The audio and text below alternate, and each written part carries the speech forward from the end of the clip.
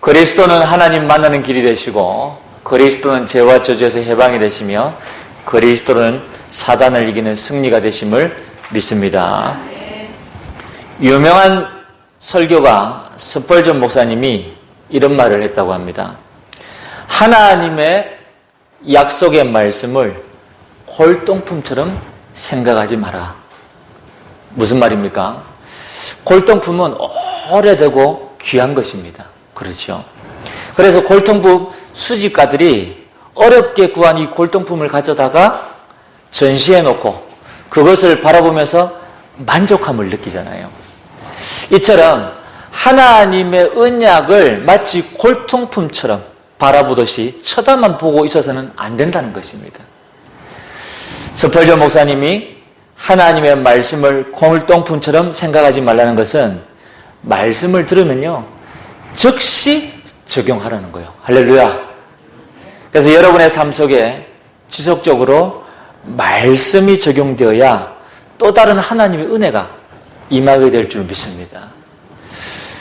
저는 요 몇 주간 말씀을 묵상하고 또 준비하고 하면서요 컴퓨터를 이리저리 이렇게 저장된 내용을 이렇게 찾아보니까요 그동안 제가 말씀 사역하면서 혹은 또 우리 교회에서 이렇게 강단에 말씀을 전하면서 이렇게 설교 말씀이 어마어마하게 쌓여 있더라고요. 그래서 그 말씀을요 여기저기 찾아서 쭉 이렇게 읽어봤습니다. 읽어보니까요 와, 얼마나 대단한 내용들이 많은지 몰라요. 그래서 이 말씀들을 그간 약 한 10년이 넘도록 심지어 제 목회 사역 전체를 말씀드리면 한 20년이 넘도록 지금까지 이 말씀 사역을 해왔는데 이 말씀을 전부 우리가 응답받았다면 세계복음만 벌써 이루어졌겠다. 그런 생각이 드는 거 있죠. 그래서 한편으로는 은혜가 되기도 하고 한편으로는 또 안타깝기도 하고 그러면서 또 제 마음에 이제부터라도 우리 성도님들이 이 말씀이 나오면 즉각 적용해서 응답받는 이런 축복을 누려야 되겠다.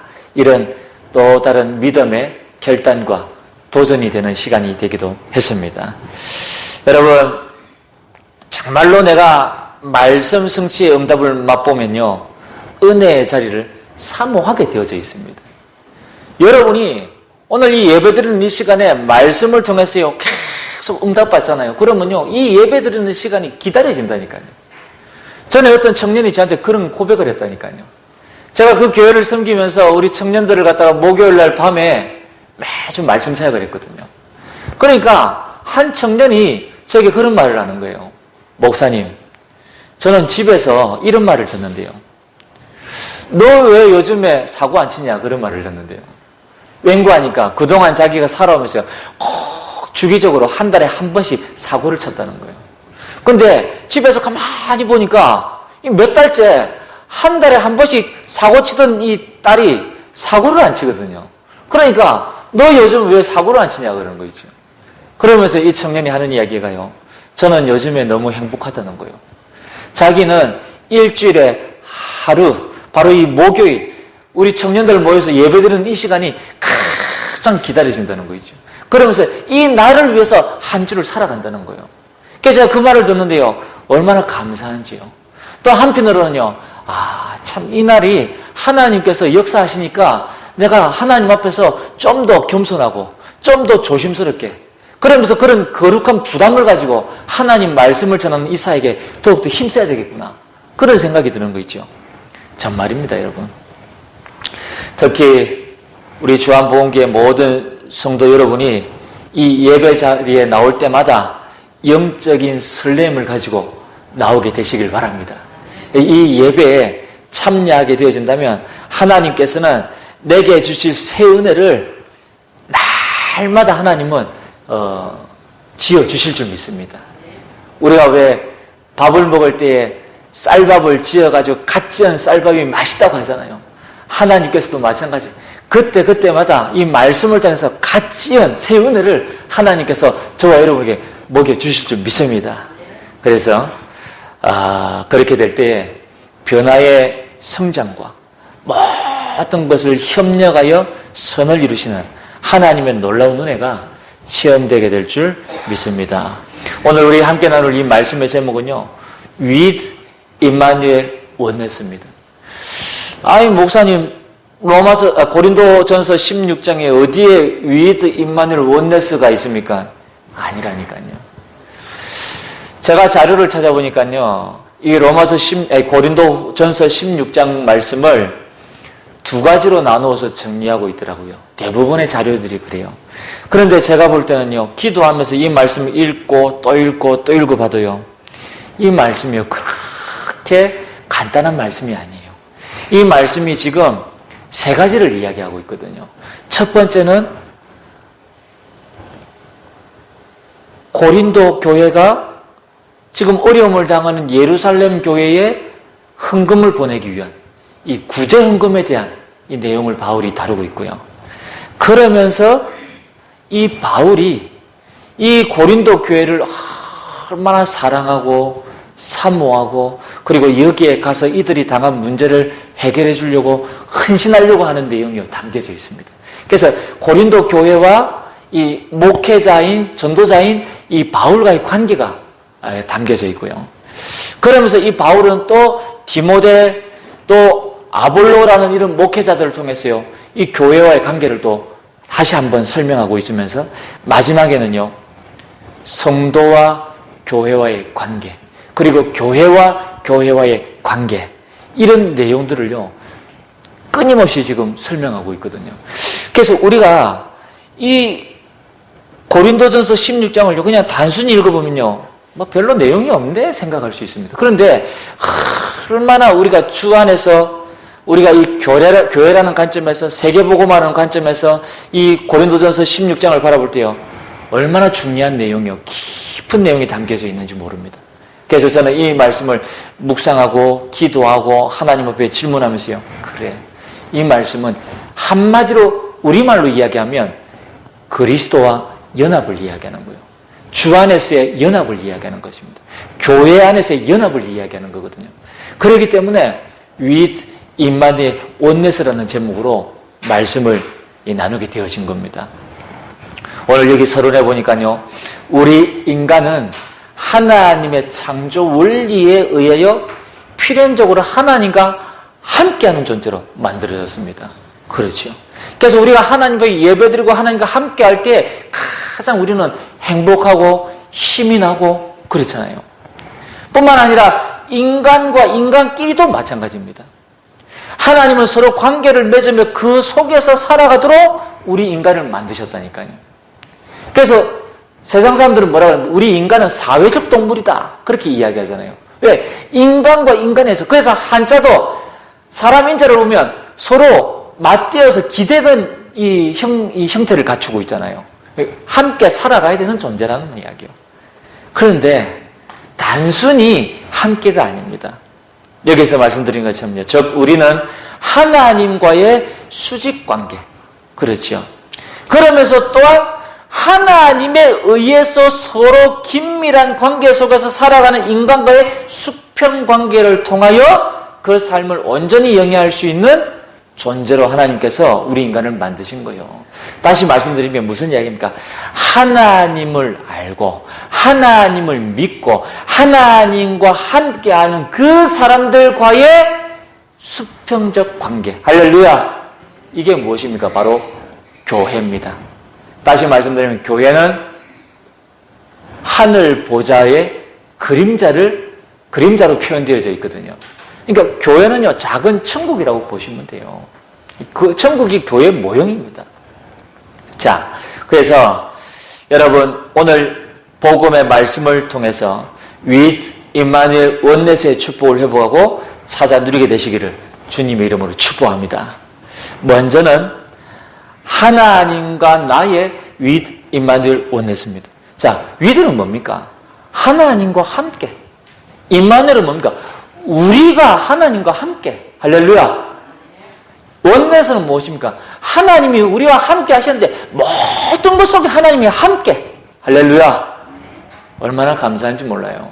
그래서 저는 With Emmanuel Oneness 이 단어를 생각할 때마다요, 가슴이 뛴다니까요. 설레인다니까요.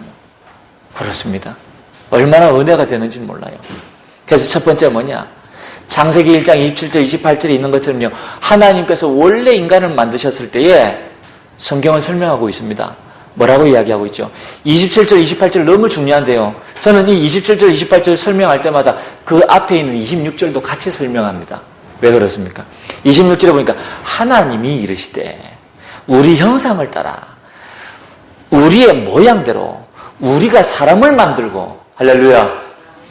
저는 이 부분에서 또 은혜가 되는 게요, 하나님이 자꾸 어떻게 표현하고 있어요? 복수로 표현하고 있습니다. 우리가 우리의 형상을 따라 우리의 모양대로 우리가 사람을 만들고. 무슨 이야기입니까? 하나님은 한 분이시지만 삼위 하나님이시라는 거예요. 성부, 성자, 성령 하나님의 전인격적인 사역이 인간을 창조하시는 사역이었다. 할렐루야. 얼마나 감사한지 몰라요. 그래서 사람을 만들고 그들로 바다의 물고기와 하늘의 새와 가축과 온 땅과 땅에 기는 모든 것을 다스리게 하자 하시고 그랬거든요. 그러면서 27절 보니까 하나님이 자기 형상 곧 하나님의 형상대로 사람을 창조하시되 남자와 여자를 창조하시고. 할렐루야. 우리를 하나님의 형상대로 창조하셨습니다. 이유가 뭐지요? 하나님과 함께하는 영적인 존재로 만드셨다는 겁니다. 그래서 우리 인간은요, 하나님과 함께할 때 사실은요, 모든 것을 회복하고 그리고 모든 축복을 찾아 누릴 수 있습니다. 오늘 여러분이 이 축복을 회복하는 날 되시기를 주님 이름으로 축복합니다. 그래서 우리가 너무나 잘 아는 내용인데도요, 우리가 밖에 나가서 생활하고 신앙생활 할 때는 어떻습니까? 다 잊어버리고 그냥 산다니까요. 그러다 보니까 나도 모르게 세상 사람들이 하는 고민을 그대로 똑같이 알고 있고, 그리고 염려하고 있고, 그러면서 나도 모르게 의식주에 매여가지고 고통을 당하고 있는 우리의 모습을 순간순간 발견하게 되어집니다. 여러분, 이제부터는요, 하나님이 나와 함께 하신다. With Immanuel Oneness. 이것을요, 다 기억하시면서요, 이 나와 함께 하시는 그 하나님을 사실로 누리게 되시길 바랍니다. 그렇게 되어지면 어떻게 합니까? 생육하고 번성하고 땅에 충만하고 다스리라고 말씀하셨습니다. 그렇지요. 그래서 우리에게 주신 이 축복들을요, 마음껏 정복하고 다스리는 겁니다. 다른 거 없습니다. 그래서 저는요, 사람들 만나면요, 다른 거 없습니다. 하나님, 저 사람 속에 역사하는 악한 흑암이 있으려 주 예수 그리스도 이름으로 결박을 받고 떠나가게 하옵소서. 뿐만 아니라 믿는 사람도 마찬가지입니다. 우리 성도님들 배경에 환경을 통해서, 사람을 통해서, 또 일을 통해서, 사건을 통해서 역사하는 흑암이 있으려 주 예수 권세 있는 이름으로 명하노니 결박받고 떠나갈지어다. 기도하는 겁니다. 왜? 우리가, 좀 죄송한 표현입니다. 전에도 말씀드렸는데요, 저는 신 받았거든요. 저는 귀신신이 아니라 하나님 신을 받았거든요. 그러니까 신 받은 사람이 뭘 못하겠습니까? 그 하나님의 능력을 마음껏 사용하고 누리는 거지요. 그러니까요, 그걸 믿음으로 사용하면요, 이 흑암은요, 벌벌 떨면서 도망갈 수밖에 없습니다. 그리스도의 빛이 비춰지면 마치 어둠이 물러나는 것처럼 하나님의 나라가 임할 수밖에 없는 것입니다. 여러분들이 이 사실을 믿고 여러분이 있는 직장 혹은 사업장, 모든 만남, 갈등, 문제 속에서요, 이 축복을 누리는 겁니다. 그러면요, 아무 문제 없습니다. 그래서 이번 주간에 다른 거 없습니다. With Immanuel Oneness. 이 세 단어만 기억하시면 됩니다. 그러면서 마지막으로 우리 인간에게 어떤 약속을 주셨습니까? 선악을 알게 한 나무의 열매를 먹지 말아라. 그것을 먹는 날에는 정령 죽으리라. 목사님 어째서 이 말씀을 하나님이 우리를 만드실 때 만드신 축복이라고 이 말씀을 올려놨습니까? 라고 생각하실 수도 있겠죠. 근데 여러분 잘 아셔야 돼요. 제가 안 믿는 분들 만나면 가끔씩 설명하는 내용입니다. 무슨 내용입니까? 안 믿는 분들이 자꾸 그런 이야기를 해요. 하나님은 왜 사단을 만드셨냐? 그래서 제가 설명합니다. 하나님이 사단을 만든 게 아니고 하나님은 천사를 만드셨는데 천사는 믿음의 후사를 부리는 영으로, 종으로 만드신 거다. 그래서 하나님의 자녀들을 섬길 수 있도록 만들어 놨는데 그 천사가 타락되어진 것이 사단이다. 그렇죠. 하나님은 사단을 만드신 적이 없어요. 하나님 천사를 만드셨다니까요. 그러면 세상 사람들이 또 이야기합니다. 하나님은 왜 지옥을 만들었냐? 그러면 저는 또 설명합니다. 하나님이 지옥을 만드신 것은 우리 인간을 가두기 위한 목적으로 만드신 것이 아니다. 하나님이 지옥을 만드신 목적은 사단을 가두기 위해서 만드신 것이다. 할렐루야. 그게 맞잖아요, 여러분. 그래서 우리 인간이 하나님과 함께 하지 않고 자꾸 사단과 함께 하니까 사단이 가는 그 지옥에 우리 인간이 갈 수밖에 없는 것이다. 그러나 예수 그리스도로 말미암아 구원받은 우리는 지옥에 가지 않고 천국 가서 영원히 하나님을 찬양하며 하나님과 함께하는 삶을 살게 되어져 있다. 이걸 설명하거든요. 마찬가지. 그런 맥락에서 여러분 선악과 열매 먹지 말라 하셨잖아요. 하나님이 하신 말씀을 잘 새겨 들으시기 바랍니다. 그것을 먹는 날에는 정령 죽으리라 하셨지만 반대입니다. 그것을 먹지 않으면 어떻게 됩니까? 영생하는 것입니다. 할렐루야. 그래서 저는 이 말씀을 묵상하면서요. 아, 그렇지. 우리의 육신은 죽음이라는 것을 통해서 영원하지가 않습니다. 그러나 하나님이 우리 인간을 만드실 때에 살아있는 생명으로 만드셨잖아요. 영적인 존재로 만드셨잖아요. 우리 인간의 영은 영원합니다. 맞습니까? 우리 인간의 영은요, 천국 가서 하나님과 영원히 함께 있다니까요. 심지어 구원받지 못한 사람들은요, 지옥 가서 그 영이요, 영원히 고통을 당한다니까요. 그래서 우리의 육신은 이 땅에서 소멸하는 거지만 우리의 영은 영원합니다. 여러분이 그렇게 이해하시면 돼요. 그래서 이 말씀을 다 묵상하면서 보니까요. 아, 그렇구나. 하나님 우리에게 영생을 주시기 위해서 선악과 열매를 먹지 말라고 하셨구나. 그게 축복이거든요.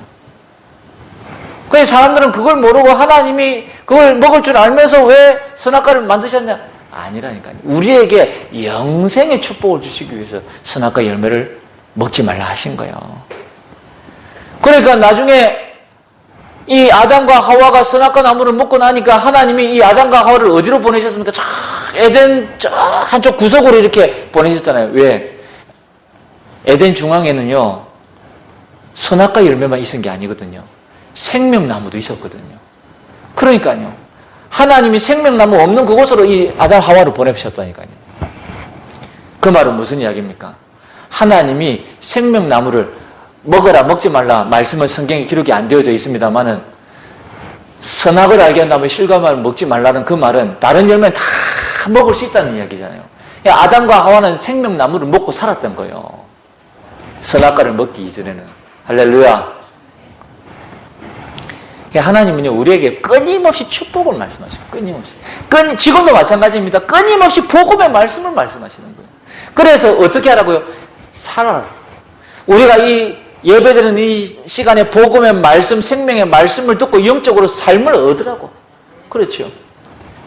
그러면서 여러분이 막 힘을 얻고 치유되어지고, 어떻습니까? 우리가 이 복음의 말씀을 계속 받다 보면 우리 생각이 치유되어지잖아요.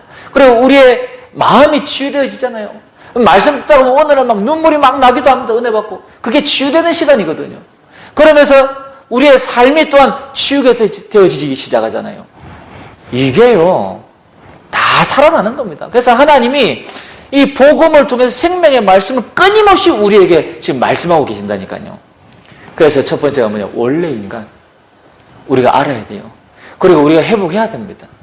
두 번째는 뭐냐? 창세기 3장 1절로 6절에 이 사단이 출현하게 되어졌습니다. 사단이 출현함과 동시에 우리 인간은 불신앙과 죄로 말미암아 그 결과로 온갖 고통을 당할 수밖에 없는 이 환경에 놓이게 되어진 거지요. 자, 사단은 동산 모든 나무의 열매를 먹지 말라 하시더냐 물었습니다. 아니잖아요. 그러니까 이 질문 자체가 여자 하와에게 불신앙을 유도하는 질문이요. 그렇죠. 여러분 반드시 여러분 스스로가 늘 점검하셔야 됩니다. 조금 전에 우리 전사님도 기도하셨지만요. 우리는 우리 자신도 모르게 불신앙에 빠질 수 있거든요. 그게 뭐냐면요. 이 사단이 주는 생각입니다. 사단이 주는 질문입니다. 여기에 한번 말려들면요. 그때부터는 이제 답이 없습니다. 계속 무너진다니까요. 심지어 저는 우리 성도님들께 설교하면서 그런 말씀도 전한 적이 있습니다. 여러분이 목회자인 이 설교자인 이 메신저의 말씀을 듣다가 만약에 이해 안 되는 부분이 있다. 그러면 끝까지 그걸 이해하려고 몸부림치지 마라. 어떤 의미에서는 그냥 아멘 믿음으로 받아들이고 넘어가라. 왜? 그걸 갖다가 이해하려고 온갖 머리를 가지고 계산하고 굴리다가 자칫 잘못하면 불신앙에 빠질 수도 있다. 그게 사단이 원하는 거다. 그렇기 때문에 정말 내 상식으로 그리고 합리적 사고로 그리고 객관적인 사고로 이해가 안 되는 부분이 있다면 이해하지 마라. 더 이상 이해하지 말고 그냥 아멘으로 받아라. 그게 당신이 사는 길이다. 그렇게 제가 설교한 적도 있습니다. 왜 그렇습니까? 사단이 그걸 통로로 활용한다니까요.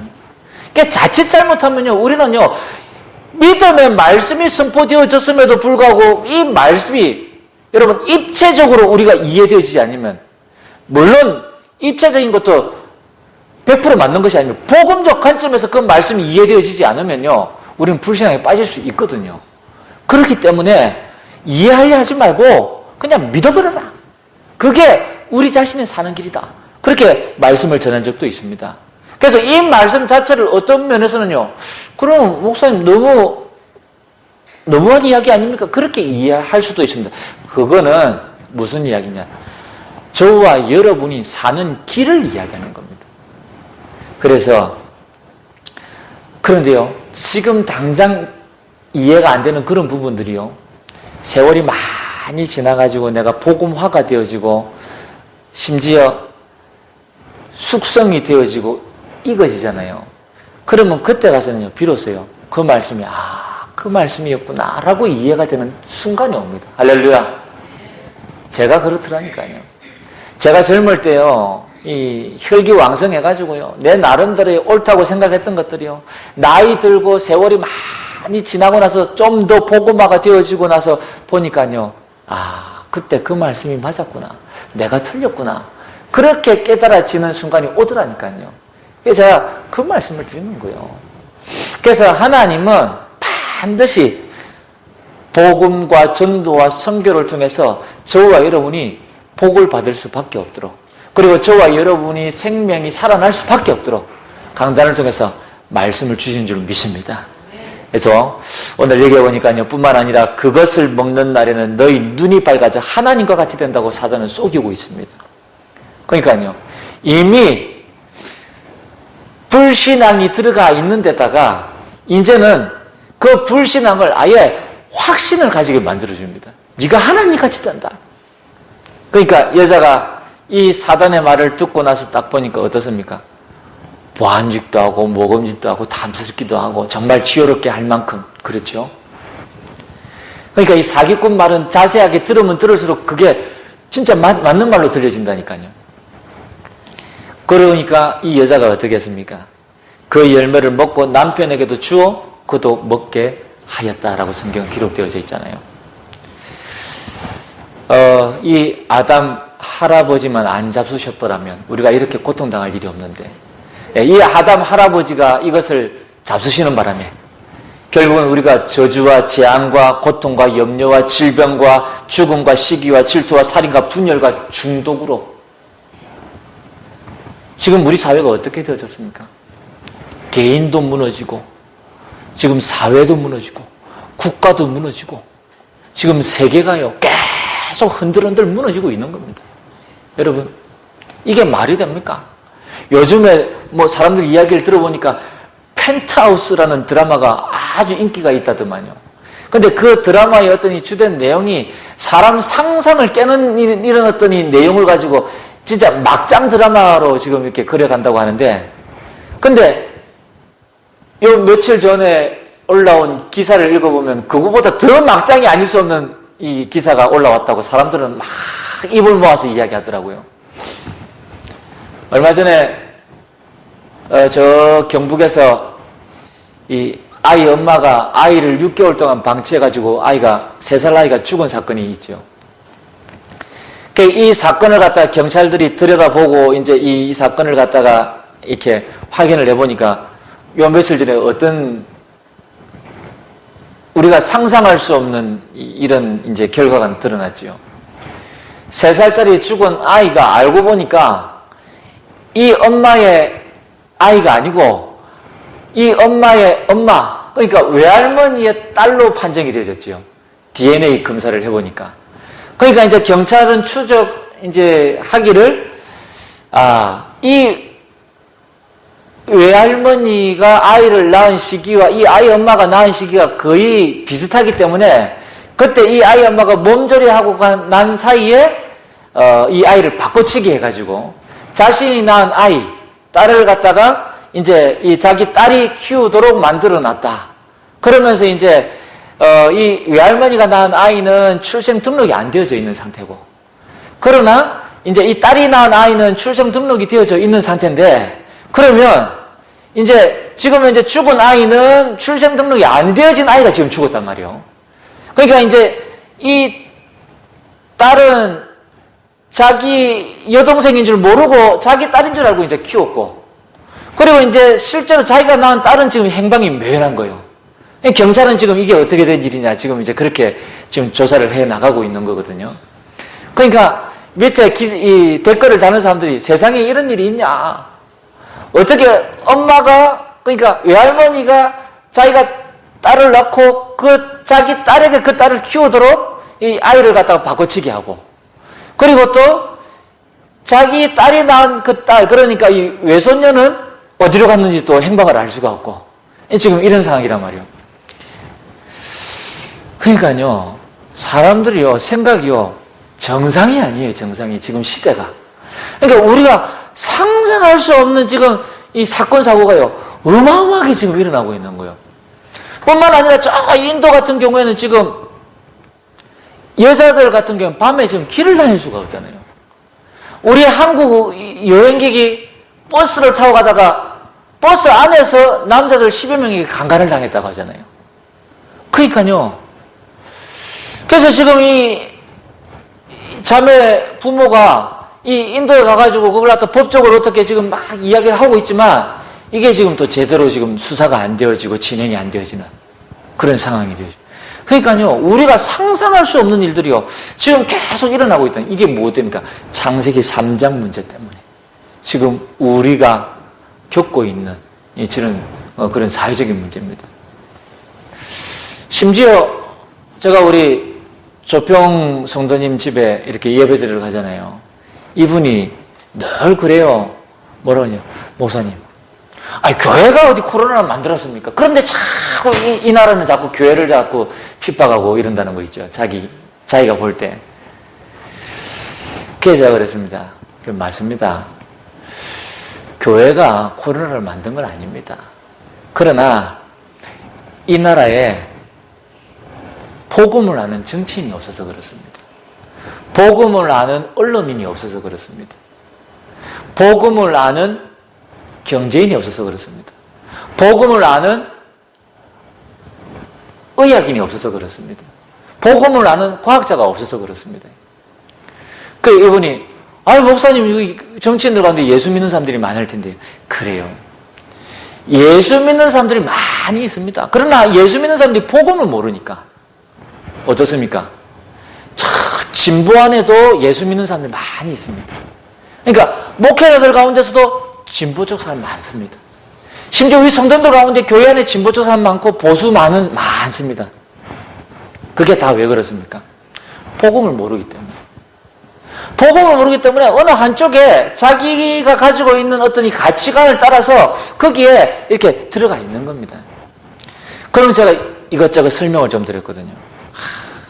결론은 뭐냐? 복음 때문에. 그렇죠. 그러니까요, 여러분, 우리가 어떤 이 가치관을 떠나서 정말 복음이냐 아니냐, 우리는 그 질문을 해봐야 되거든요. 그래서 할 수 있다면 여러분 마찬가지입니다.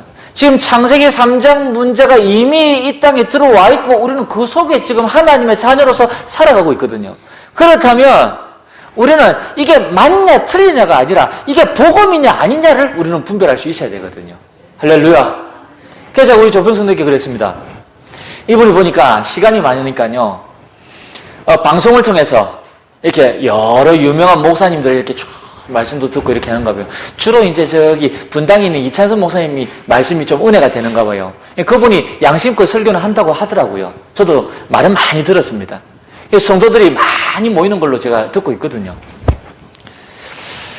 그래서 제가 우리 조평성도에게 그런 이야기를 했습니다.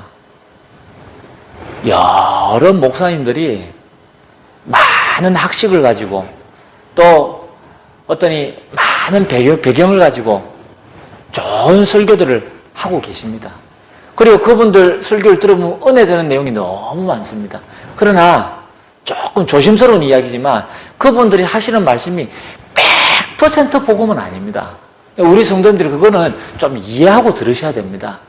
때로는 세상에 있는 지식, 세상에 있는 예화 가져다가 은혜를 끼치는 이야기를 할 수도 있습니다. 그러나 마치 그게 복음이냐 우리는 듣게 되어지면 우리는 실수하는 겁니다. 그러면서 제가 설명을 드렸거든요. 제가 한 번은 라디오 방송을 듣는데 기독교 방송도 아니에요. 일반 방송인데 이 사람은 천주교인입니다. 근데 자기 간증을 하는 거예요. 자기 아버지가 어떤 이 뺑소니에 의해서 돌아가셨는데 이제 자기는 이제 그 뺑소니 친 사람을 죽이고 싶었던 거예요.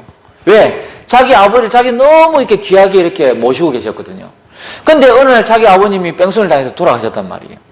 그러고 난 다음에 그 이제 택시 기사가 쫓아가서 뺑소니를 갖다가 이제 범인을 잡았는데 이제 그 뺑소니 범인을 잡았을 때는 이제 자기는 이제 분풀이를 이제 하려고 이제 이 사람 만나면 죽여버려야 되겠다.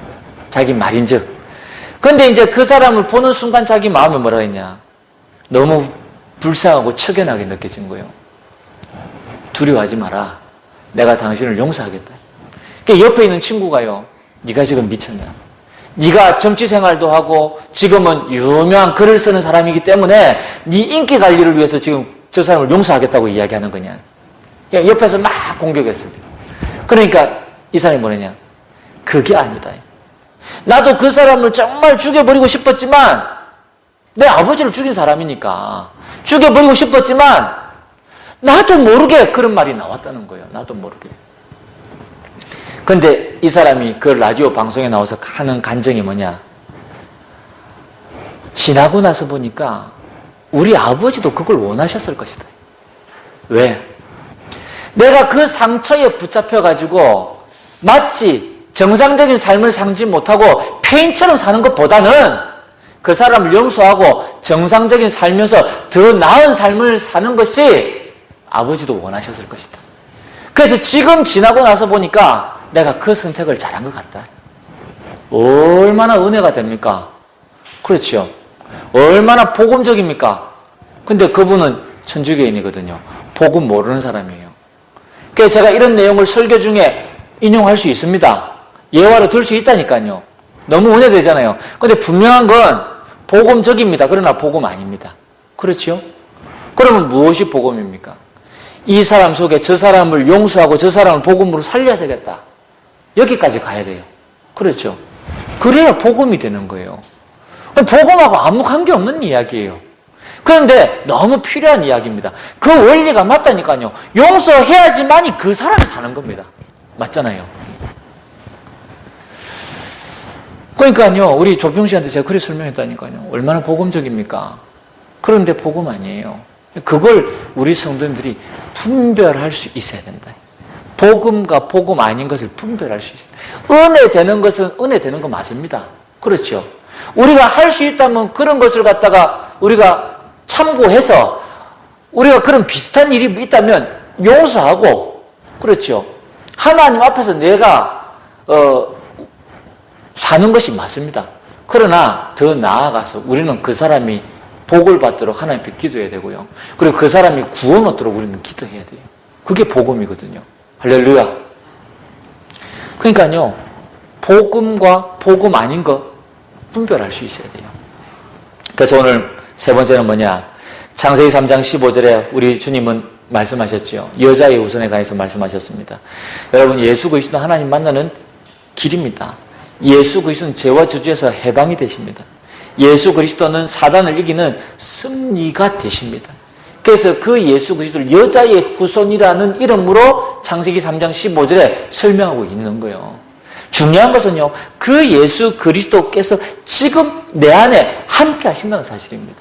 지금 이 자리에 함께 하신다는 사실입니다. 여러분의 직장에, 사업장에 그리스도께서 함께 하신다는 사실입니다. 할렐루야! 그래서 with Emmanuel oneness, 이 사실을요, 하나님과 나, 다시 말씀드리면 내 자신이 가장 먼저 이 응답을 받아 누려야 돼요. 이 설명하다 보니까 지금 벌써 시간이 다 가버렸어요. 이게 제일 중요하니까. 그렇죠. 두 번째는 뭐냐? 그 다음이 교회입니다. 그래서 교회 안에서 with Emmanuel oneness. 오늘 바울이 지금 설명하고 있잖아요. 교회는 여러 일들이 있습니다. 그 중에 첫 번째가 뭐냐?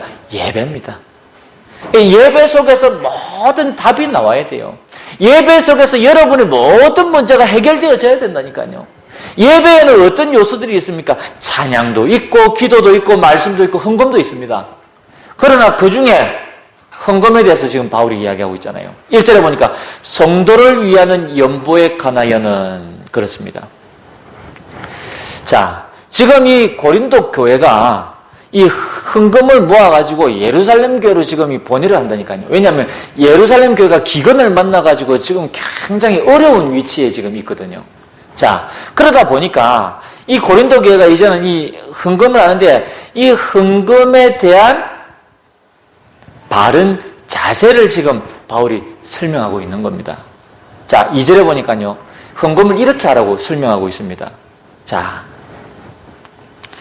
매주 첫날에 그랬죠. 매주 첫날은 이 초대교회 당시 때는 안식일이 언제입니까? 우리로 말할 것 같으면 지금의 토요일입니다. 그리고 초대교회는 안식 후 첫날 예배 드렸잖아요. 그래서 오늘의 우리가 말하는 주일입니다. 바로 오늘 이야기하는 거거든요. 매주 첫날에는. 자, 그래서 매주 첫째 날에 그러면서 너희 각 사람이 그렇습니다. 헌금은 매주일 하는 것이고 헌금은 각 사람이 하는 것입니다. 누가 그냥 이렇게 같이 하는 게 아니고 각 사람이 하는 거예요. 그 말은 무슨 이야기냐? 하나님이 각각 개인에게 하나님이 주신 은혜가 있다는 겁니다. 할렐루야. 그렇죠. 그래서 수입에 따라 그랬죠. 이건 뭐냐? 하나님이 주신 은혜를 따라, 또 다르게 얘기하면 형평에 맞게끔. 할렐루야. 그러면서 모아두어서 그랬습니다. 그렇습니다. 우리가 헌금은요, 주일날 와가지고 엄격결에, 헌금해야지 해서 지갑에 찾아가지고 돈 내서 헌금하는 게 아니고, 미리 전에 모아두었다가, 그걸 하나님 앞에 조심스럽게 정성껏 하나님 앞에 드리는 것이 헌금입니다. 그래서 바울이 지금 이 헌금에 대한 자세를 설명하고 있습니다. 자, 먼저 말씀드리면요, 예배는 성도가 하나님을 가장 역동적으로 만나는 시간입니다. 그렇죠. 그래서 찬양을 통해서, 기도를 통해서, 말씀을 통해서, 헌금을 통해서, 이 말은 무슨 이야기냐면요, 찬양 속에 하나님 주신 은혜가 있고 의미가 있습니다. 그렇죠. 그래서 때로는 우리가 찬송 부르다가 눈물이 나기도 하고, 찬송 부르다가 하나님 앞에 감사가 나오기도 하고, 그렇죠. 혹은 또 기도하다가 하나님 큰 응답 주시기도 하고. 제가 몇 주 전에, 몇 주 전이 아니죠. 약 한두 달 전에, 우리, 집사님 아들을 위해서, 기도하다가, 제가 그런 마음이 들었다니까요. 하나님이 이 아들을 반드시 고쳐나게 하시겠구나. 네. 그래서 제가요, 그 다음 한 주간 후에 전화 걸어서 우리 집사님한테 그랬다니까요. 집사님, 걱정하지 마세요. 하나님이 제게 응답을 이미 주셨습니다. 예, 하나님이 반드시 이 아들을 낫게 하실 겁니다. 그러니까 아니나 다를까. 목사님 벌써 이제 거의 이렇게 회복이 돼가지고 이렇게 정상적으로 돌아왔다는 거예요. 그래서 그거 보십시오. 제가 벌써 하나님 앞에 응답 받았습니다. 무슨 이야기입니까? 우리가 기도하다가 하나님이요, 그런 감동을 주시고 은혜를 주시고 확신을 주신다니까요. 예배 드릴 때 기도하다가 뿐만 아니라 말씀 받다가 하나님이요, 우리에게요 감동을 주신다니까요. 오늘 이 말씀대로라면요, 여러분이 이번 한 주간테요, 그래 나는 이번 주간에 위트 임마누엘 원네스 이걸 반드시 응답받고 전인격적으로 사실적으로 하나님과 함께하는 축복을 누려야 되겠다. 여러분이요, 이 기도 제목만 딱 붙잡고 기도하셔도요 어마어마합니다, 여러분. 그래서 헌금도 마찬가지거든요. 내가 하나님 앞에 헌금 드리면서 내가 반드시 경제 응답 받아야 되겠다. 그런 어떤 이 믿음의 결단을 하면서요 하나님 앞에서 하는 겁니다, 여러분. 그러면요 자세가 달라요. 오늘 이 바울이 이야기하는 매주 첫날 각 사람이 수입에 따라 모아두어서 뭐 이렇게 이야기하고 있습니다만은 이건 당연한 거 아니겠습니까? 정말 우리가 하나님의 은혜를 받고 하나님 앞에 예배를 사모한다면요 당연한 거거든요. 그렇죠?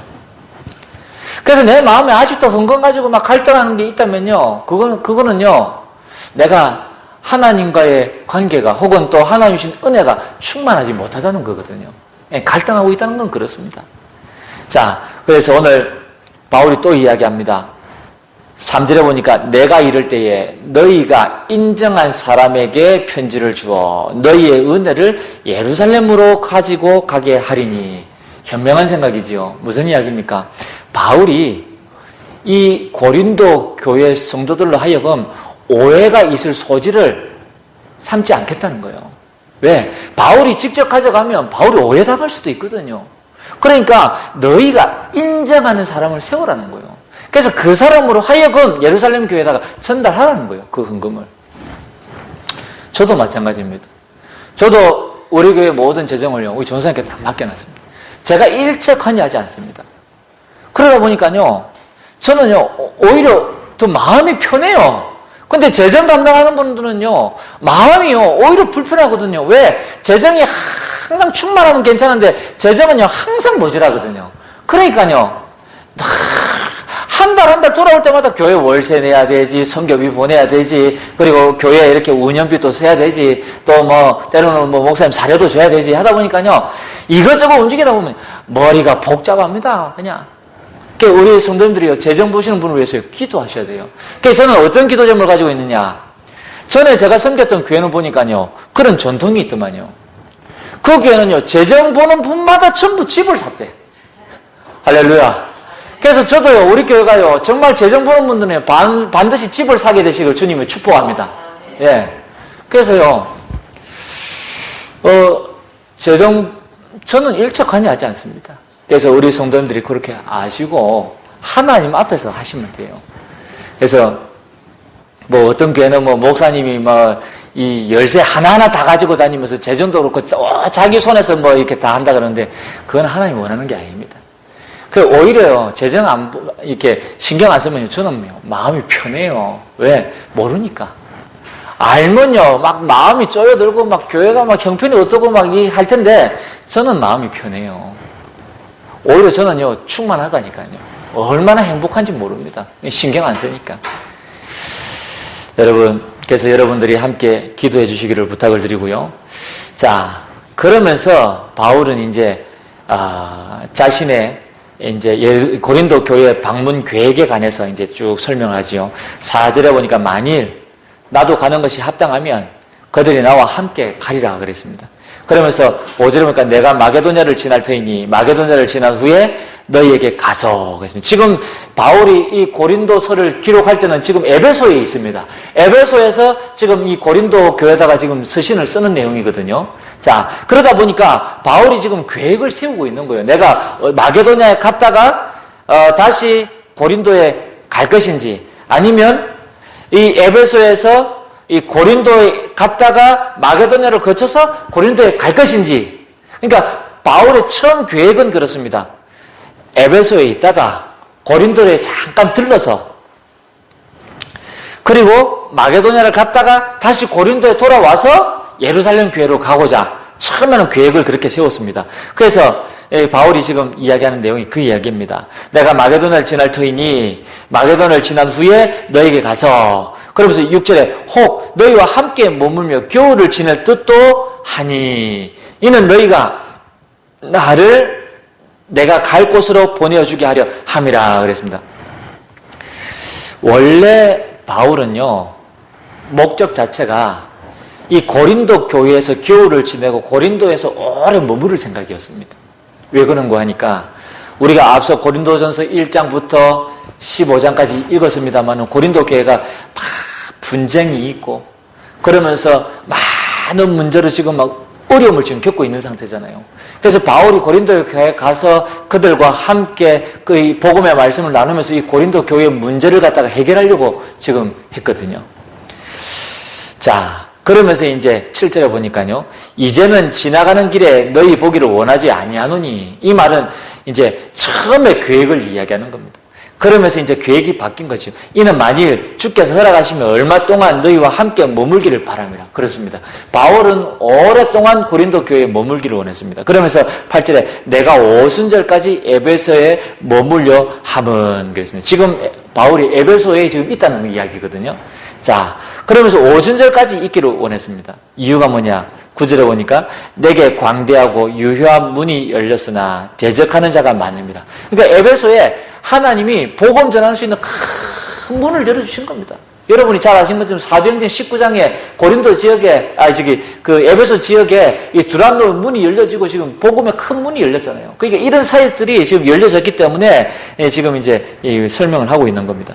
자, 대적하는 자가 많습니다. 그러면서 이제 10절에 보니까 디모데가 이르거든 그랬습니다. 자, 지금 4절부터 12절까지 지금 목회자에 관해서 이야기합니다. 첫 번째는 바울이 나왔고, 두 번째는 이제 지금 디모데가 나오고요. 그러면서 12절에는 아볼로가 나옵니다. 자, 그러면서 디모데가 이러거든, 너희는 조심하여. 다시 말씀드리면 디모데를 잘 섬기라는 겁니다. 잘 대접하라는 겁니다. 왜? 고린도 교회가 아직도 바울을 대적하는 자들이 있기 때문에. 그래서 그런 자들이 디모데를 함부로 이렇게 대할 수 있잖아요. 그래서 주의 종 대하듯이 잘 대접하라는 거예요. 그러면서 11절에 보니까 누구든지 그를 멸시하지 말고 평안히 보내어 내게로 오게 하라 그랬죠. 무슨 이야기입니까? 바울이 디모데를 먼저 고린도로 보냈습니다만은 그 속에 이제 바울이 지금 서신을 쓴 거거든요. 고린도 교회에다가.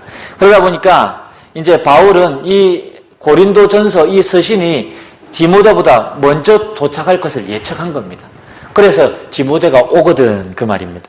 자, 그러면서 12절에 보니까 형제 아볼로에 대하여는 그에게 형제들과 함께 너희에게 가라고 내가 많이 권하였으되 그러나 지금은 갈 뜻이 전혀 없으나 기회가 있으면 가리라. 아마 제가 짐작하건대 아볼로는 겁이 많은 것 같아요. 그래서 고린도 교회 상황을 잘 아니까 미리 그것부터 먹고 안 가려고 하는 것 같아. 차라리 에베소에서 바울과 함께 있다가 바울하고 같이 내가 고린도 가야 되겠다 이런 생각을 가지고 있는 것 같아요. 그래서 제가 여기서 말씀드리고자 하는 내용은 뭐냐? 교회 안에서의 위드 임마누엘 원네스를 지금 설명하고 있잖아요. 첫 번째는 예배입니다. 예배를 통해서 위드 임마누엘 원네스. 두 번째는 주의 종 목회자와의 관계를 이야기하는 거예요. 그래서 고린도 교회 일부 교인들은 바울에게 적대 감정을 가지고 있었습니다.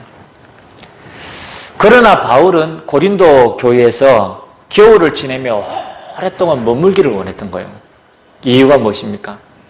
바울은 고린도 교회 모든 성도들을 사랑했습니다. 어떻게 해요? 그리스도의 사랑으로. 왜 그렇습니까? 그리스도께서 우리를 사랑하셔서 십자가에 피 흘려 죽으시고 3일 만에 다시 살아나셨잖아요. 그 사랑을 바울이 알고 있기 때문에, 그리고 그 사랑을 가졌기 때문에, 그 사랑을 실천하기 위해서. 할렐루야. 여러분, 다시 말씀드리면요, 목회자는 그렇습니다. 목회자는 모든 성도를 주 안에서 사랑합니다. 할렐루야. 다시 말씀드리면 저도 그리스도 안에서 여러분을 사랑합니다. 예. 그래서 그들의 영적 성숙을 위하여 헌신한 바울입니다. 그러니까요, 이게 목회자의 관계라니까요. 우리 성도님들이 목회자를 절대 오해할 필요 없습니다. 정말 복음 가진 목회자라면 모든 성도님들을 차별 없이 사랑합니다. 주 안에서 그리스도의 사랑으로. 여러분 그렇게 이해하시면 돼요. 그래서 바울이 또 이야기하잖아요. 디모데가 이러거든 잘 대접하라. 이제 그 말은 디모데도 마찬가지 전도자 바울을 통해서 훈련받은 목회자이기 때문에 디모데도 역시 고린도 교회를 사랑하는 주의 종이라는 이야기. 그렇습니다, 여러분. 그래서 주의 종과의 관계가요, with oneness 임마누엘 되어져야 돼요. 자, 그러면서 마지막 세 번째는 뭐냐? 교회는 그리스도의 몸입니다. 그리고 그리스도의 몸을 이루고 있는 지체는 우리 성도 한 분 한 분들입니다. 그래서 그리스도의 지체된 우리 모든 성도들이 얼마나 소중하고 귀한 분들인지 몰라요. 왜 그렇습니까? 앞서 말씀드린 것처럼 주님의 십자가와 부활로 말미암아 세워진 우리 성도 한 사람 한 사람이라니까요. 우리 성도 한 분 한 분이 교회에 오는데 얼마나 이게요 적은 일이 아닌지 모릅니다. 오늘도 우리 한 분을 모시러 갔지만 전혀 묵묵부답이잖아요. 그러니까요, 여러분, 이 한 분이 교회에 온다는 거 이 자체가요 얼마나 어려운 일인지 몰라요. 그런데 지금 여기에 와 계셔서 예배드리고 앉아 계신다.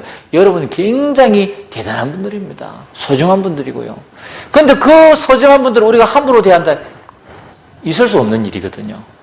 그래서 이 사실을 알고 복음을 가진 이 성도들은 어떻습니까? 오늘 우리가 읽었던 15절에 보니까 형제들아, 스데바나의 집은 그랬습니다. 다시 말해서 스데바나에 대해서 지금 이야기하고 있는 거죠. 자, 스데바나의 집은 곧 아가야의 첫 열매요. 다시 말씀드립니다. 아가야에서 처음으로 복음받은 사람이에요. 그런데 이 사람이 은혜를 받고 나니까 어떻습니까? 성도 섬기기로 작정한 줄을 너희가 아는지라. 그렇죠. 이 사람은요, 이 복음 받고 하나님의 은혜 받고 마음에 결단한 거예요. 자신의 집으로 하여금 성도를 섬기기로 작정한 것입니다. 할렐루야. 지금으로 말씀드리면 자신의 집을 미션홈으로 완전히 내놓은 거예요. 전도자들이 와서 마음껏 밥도 찾아 먹고 그냥 기도도 하고 예배드리고 밖에 나가서 전도도 하고 다시 또 들어와서 또 예배드리고 심지어 갈 곳이 없으면 여기서 잠도 자고. 그러니까요, 아예 그냥 미션홈으로 자기 집을 갖다 완전히 오픈한 겁니다. 왜? 그리스도의 사랑을 아니까. 이 복음을 전하기 위해서. 그러면서 바울이 또 이야기한 16절에 이 같은 사람들과 또 함께 일하며 수고하는 모든 사람에게 순종하라. 다시 말씀드리면요, 조금 이따가 말씀드리겠습니다만 교회 안에서 이런 수고하는 분들에게 순종하라는 거예요. 그리고 그들의 수고를 알아주라는 겁니다. 그렇죠. 우리가 당연히 하나님 옆에서 하는 거니까 당연한 거지, 그렇게 말을 할 수도 있습니다. 그러나 우리가 우리 마음에는 그래 당연한 거야. 그러나 그분들 앞에서는 얼마나 수고가 많으십니까? 그렇죠. 알아줄 필요가 있습니다. 바울이 알아주라고 이야기하잖아요. 그렇죠. 자, 그러면서 17절에 보니까 내가 스데바나와 부드나도와 아가이고가 온 것을 기뻐하노니 그들은 너희의 부족한 것을 채웠습니다. 여러분, 이 사람들은요, 이 고린도 교회의 부족한 것을 채운 거예요. 다시 말씀드리면 자신의 것을 희생해 가면서 주의 사랑을 실천한 거예요. 그렇죠. 그러니까 우리가 교회 안에서 수고하고 섬기는 분들이요, 전부 사실 이런 마음입니다. 주의 사랑으로 말미암아 자신의 것을 희생해 가면서. 누가 자신의 돈을 들여가지고 교회에 이렇게 하나님의 것을 사다 놓고 이렇게 합니까? 그게요, 그냥 나오는 게 아닙니다. 하나님의 은혜거든요. 그렇죠. 그걸 알아주라는 거예요. 그러면서 바울이 뭐라 합니까? 그들이 너희 마음에 부족한 것을 채웠습니다. 그러면서 18절에 그들이 나와 너희 마음을 시원하게 하였으니. 할렐루야. 저는 이 말이 무슨 뜻인지 압니다. 왜? 교회 재정이 어려우니까요, 교회 필요한 것을요 할 수가 없어요. 그러다 보니까요 오죽하면, 여러분 죄송한 이야기입니다. 신경 쓰실 필요 없습니다. 제가 또 참다 이 코로나 시대에 우리 성도님들이 와서 편안한 마음으로 예배를 드려야 될 텐데, 공기청정기 할 수 없이 제가 60개월 렌탈로 그냥, 그래 그 한 달에 그 몇 푼 나가는 거 그냥 뭐 2만 몇천 나가고 내가 헌신해야지. 그걸 하나 들여놓은 거예요. 왜? 한꺼번에 이걸 갖다가 막 100몇십만 원 주고 살 수가 없으니까. 그리고 또 시간 날 때마다 우리 교회 또 방역 차원에서 또 이렇게 소독합니다. 소독기 그거 30만 원 주고 제가 또 10개월 할부권 하고 월 3만 원씩. 할 수 없어요. 왜? 마음을 시원하게 해주는 분이 계시면 괜찮은데 아직까지는 우리 교회가 연약하다 보니까 제 마음에요. 기도하면서 할 수 없이 그래. 내가 헌신해야지. 그래서 제가 이 바울의 말이요. 무슨 뜻인지 압니다. 그들이 나와 너희 마음을 시원하게 하였으니. 할렐루야. 여러분 꼭 응답 받으셔가지고 교회 안에 마음을 시원하게 하는 사람 일꾼 되시기를 주님으로 축복합니다. 자, 그래서요. 그러면서 또 이야기합니다. 18절에 보니까 그러므로 너희는 이런 사람들을 알아주라 그랬습니다. 그렇지요. 얼마나 귀중한 사역인지 모릅니다. 그래서 알아주라는 거예요. 자, 그래서 교회 안에서의 위드 임마누엘 원네스. 이건 말하지 않아도 우리가 이 축복을 누리게 되어지면 서로요 통하게 되어져 있습니다. 그렇죠. 굳이 주의 종이 이거 해야 됩니다라고 이야기 안 해도 우리 성도님들이 이 위드 임마누엘 원네스 이 축복 속에 있으면요 말 안 했는데도 알아서 그냥 한다니까요. 그렇죠. 제가 한 번은 저 일산에 있을 때 우리 집사님들 보고 그랬습니다. 집사님, 우리 교회 정교인 수련회 한번 가야죠. 그랬더니 아, 목사님 알겠습니다. 그 다음에요, 당장요 교회표 딱 짜가지고 저한테 온 거예요. 그래서 목사님 다음 주 답사 가기로 했습니다. 같이 가시겠습니까? 아, 예. 자기들 기름 넣어가지고 이 일산에서 서울 지나가지고 목포 지나서 저 신안섬까지 가가지고 답사 다 하고 돌아보고 좋은 거 먹고 또 돌아오고. 제가 신경 쓸 게 없어. 그냥 목사님은 메시지만 하시면 됩니다. 예. 그냥 수련회 가셔야지요. 그랬더니 교회표 짜가 와가지고 벌써 장소 다 섭외해서 답사 갔다 왔다가 이거 제가 뭐 이야기도 안 했는데 관광차 한 대 대절해가지고 그 성도님들한테 광고해서 회비 1인당 3만 원씩 받아가지고 제가 신경 쓸 게 없어요. 그래서 제가요 속으로 야 이렇게 목회하면 진짜 재밌겠다. 내가 신경 쓸 게 없으니까요. 얼마나 감사하든지요. 그러니까요 교회가요 이래 돼 버려야 돼요. 또 한 번은 제가 이제 우리 재정부는 장로님 보고 제가 그랬습니다. 장로님 다 좋습니다. 다 좋은데 제가 아무래도 목회를 하고 또 지역의 목사님들을 만나고 또 이분들하고 식사도 하고 해야 되다 보니까 일종의 이제 세상 사람들은 판공비인데 좀 목회 활동가 좀 필요한 것 같습니다. 급한 거 아니니까 집사님이 알아서 이렇게 조금 기도하시면서 우리 중직자들하고 의논해서 이걸 갖다 좀 이렇게 진행해 주시면 감사하겠습니다. 알겠습니다. 이게 하루 이틀 이렇게 늦어지는 거예요. 그러니까 이 장로님이요 얼마나 귀한지 몰라요. 목사님 죄송합니다. 같이 모여갖고 이야기할 기회가 없어가지고 목사님 제 카드라도 일단은 쓰십시오. 카드 주시는 거죠. 그래서 제가 장로님 아닙니다. 그렇게 급한 거 아닙니다. 제가 필요하면 내가 알아서 하면 됩니다. 일단은 이야기를 잘 하셔서 의논하셔가지고 이렇게 결정하시면 됩니다. 알겠습니다. 그러니까요 이분들이 얼마나 귀한지 몰라요. 제가 그냥 말만 하면요 그걸 갖다가 어쨌든 이렇게 해주려고 전도하고 선교하는 일에 이렇게 헌신하려고 얼마나 감사한지 몰라요. 그래서 제가요 우리 성도님들 중심을 합니다. 우리 성도님들이요 어떻게 하면 그 어려운 환경 속에서도 복음을 위해서 전도를 위해서 선교를 위해서 살려고 한다는 걸요 제가 잘 알고 있습니다. 얼마나 감사한지 몰라요. 자 마지막 세 번째는요 복음 전하는 교회와 교회의 with 임마누엘 원내스입니다. 오늘 우리가 읽은 성경에 보니까요, 19절에 아시아의 교회들이 너희에게 문안하고 그랬습니다. 또 아굴라와 브리스가와 그 집에 있는 교회가 주 안에서 너희에게 간절히 문안하고, 심지어 20절에 보니까 모든 형제도 너희에게 문안하니 너희는 거룩하게 입맞춤으로 서로 문안하라 그랬습니다. 무슨 이야기죠? 여러분, 아시아 지방의 교회들이 고린도 교회에 전하는 인사를 바울이 지금 소개하는 거거든요. 다시 말씀드렸어요. 교회가 교회에다가 인사하는 거예요. 저는 이 내용이 어떤 내용인지 저는 이해합니다. 여러분 잘 이해가 안 되실 수도 있거든요. 저는 해군을 제대를 했거든요. 해군을 타면요, 함정이 서로 이렇게 교차하는 지점이 있습니다. 그러면요, 그 교차하는 지점에서 그 해군 함정이 타고 있는 함장 계급에 따라서 이렇게 계급이 낮은 이 배가요, 먼저 그 배를 향해서요, 승무원들이 다 나와가지고 그 배가 교차하는 시점에 서로 이렇게 인사를 경례를 합니다. 예. 그러면서 서로 이렇게 교차를 하거든요. 그러면 저쪽에서는 이제 계급이 높은 배는 이제 또 이렇게 인사를 또 같이 하면서 또 인사를 받습니다. 이제 그런 식의 어떤 인사를 하는데, 교회도 마찬가지라는 거예요.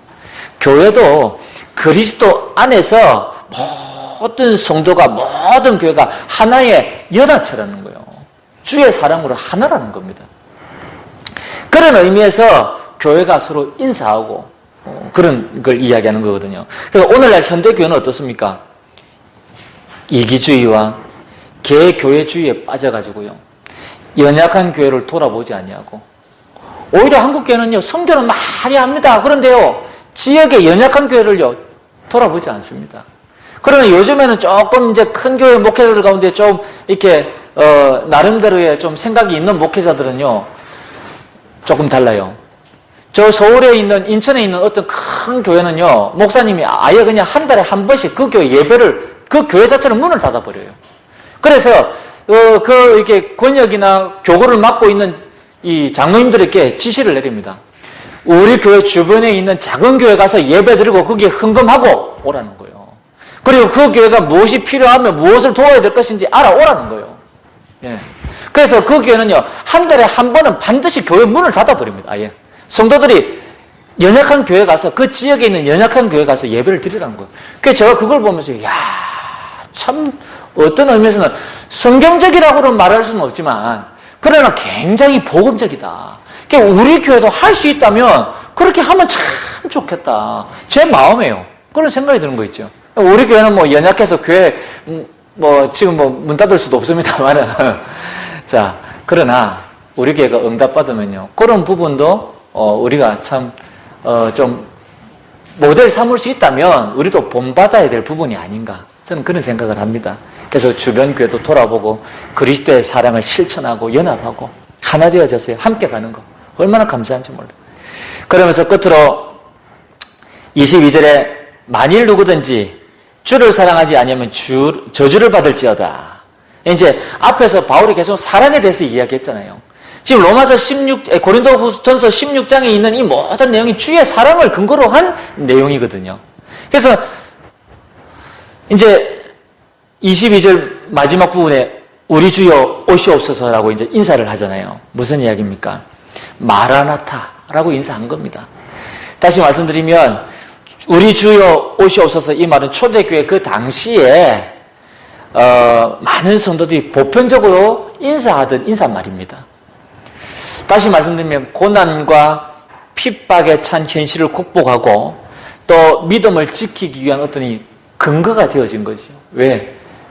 주님 오실 그날에 우리가 다시 살아날 것, 변화될 것을 생각하니까요, 얼마나 힘이 납니까? 얼마나 은혜가 됩니까? 얼마나 이 소망이 됩니까? 그러니까요, 이 말을 인사로 사용한 겁니다. 그러면서 주님을 더욱 사랑하고 주의 뜻에 순종하기를 힘쓰는 삶을 영위해왔던 겁니다. 할렐루야. 정말 우리가 복음 가진 성도가 맞다면 우리는 할 수 있다면요, 주님을 더욱 사랑하고 그리고 주님의 뜻에 순종하는 삶을 살아야 될 줄 믿습니다.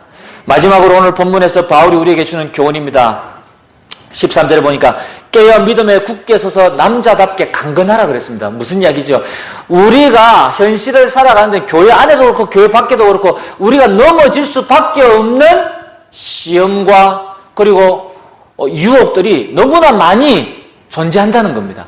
그렇기 때문에 여기에 깨어서 믿음으로 굳게 서서 강건하라는 거예요. 뿐만 아니라 모든 일을 사랑으로 하라는 겁니다. 그렇죠. 우리의 신앙의 내적 자세를 이야기하는 거예요. 그러면서 수고하는 자들을 예우하고 서로 돕고 섬기고 하나가 되라는 이야기입니다. 할렐루야. 우리 교회가 이번 주간을 기회로 위드 임마누엘 온네스 되시기를 주님 이름으로 축복합니다. 바울은 고린도 교회를 사랑했습니다. 저도 우리 주한복음교회 우리 모든 성도님들을 그리스도 안에서 사랑합니다. 여러분들도요, 사랑하는 이런 관계가 되시길 바랍니다.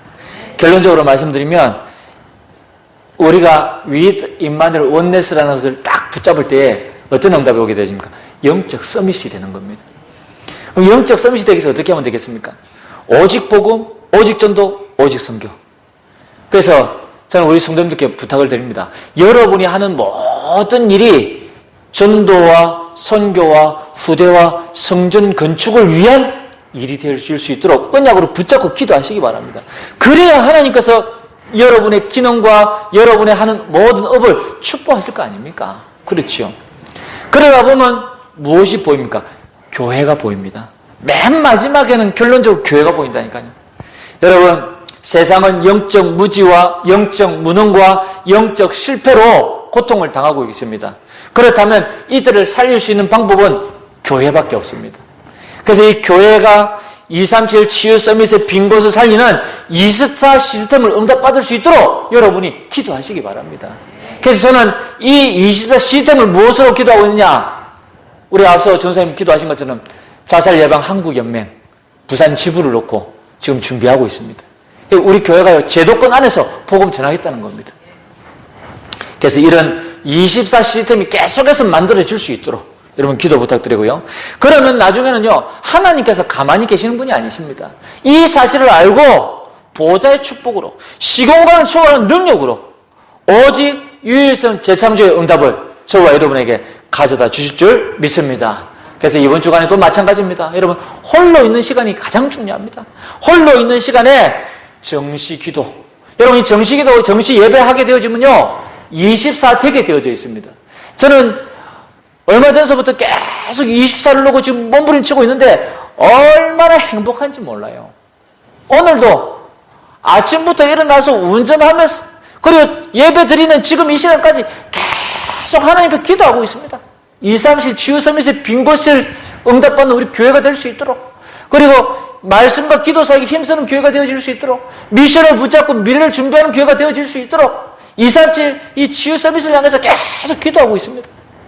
여러분들이 이 축복 받으시기를 주님 이름으로 축원드립니다.